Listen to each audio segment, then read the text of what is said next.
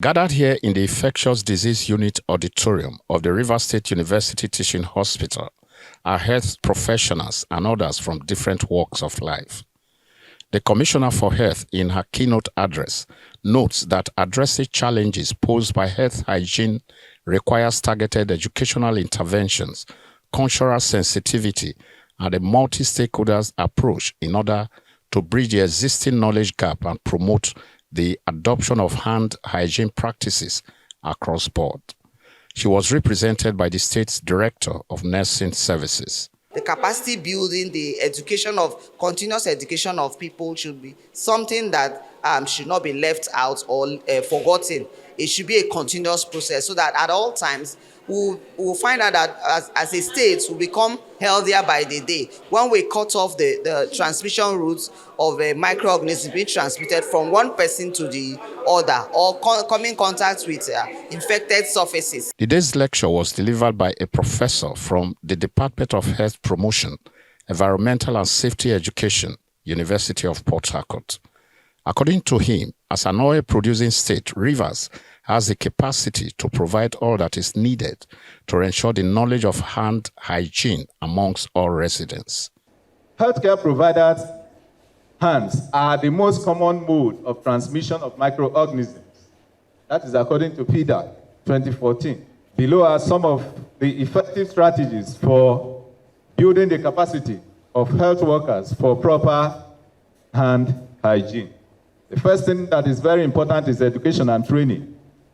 Training should be given to healthcare personnel on proper hand hygiene techniques, emphasizing the importance of compliance, conducting regular workshops, seminars, and refresher courses to reinforce knowledge is very essential.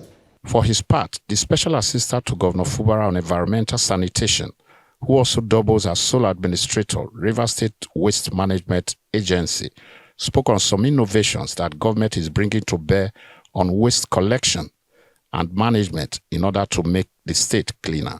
In the old order, we have a situation where citizens bring their waste to a collection point called receptacles, and we have service providers who are our contractors that move these refuse from the receptacles to the dump site.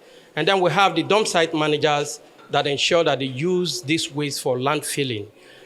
But in the new order, we're looking towards a situation where we will have collectors that will collect the waste from homes to the receptacles. When these wastes are evacuated by the service providers to the dump site, we will now have waste management team that are going to go into proper recycling of the waste we have. The convener of the World Hand Hygiene Day 2024 is optimistic that it is not going to be a one-off affair. I believe we'll continue on our engagement so that we'll make it not just one-off thing, but something that will be coming periodically, continue engaging. And of course, a Global Hand Washing Day will be coming up in October this year. And of course, we will still use that. Before that time, sensitization will be going on in schools, in hospitals, and we are partnering with the state so that we can make it happen. Then from there, we are moving on to the federal government. The World Hand Hygiene Day 2024 was organized by Safe Hands Hygiene Foundation in partnership with the Rivers State Ministry of Health and the IPC/AMS team of the Rivers State University Teaching Hospital. It was with the theme, promoting knowledge and capacity building of health and care workers through innovative and impactful training and education on infection prevention and control, including hand hygiene. In Port Harcourt is Andy Omano, Arise News.